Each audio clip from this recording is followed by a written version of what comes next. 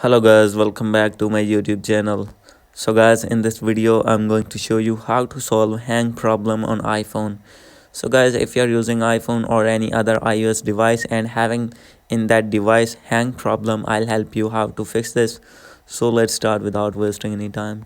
So guys, simply you have to open your settings first, and guys after this you have to click on general, click on iPhone storage, and guys from here you need to check your storage. So guys, if your storage is full, you need to delete some data from your iPhone.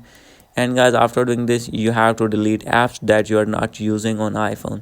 So guys, for example, I am going to delete this app. So guys, simply you have to delete or offload that app, and guys after this your memory will be released and hang problem will be fixed. So guys, if still not fix your problem, then guys you have to click on here is the option of background app refreshes.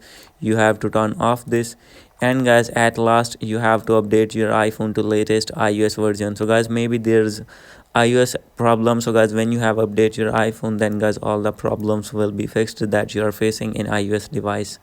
Hope you like this video. If you like this video, please do subscribe, comment and share. Thank you.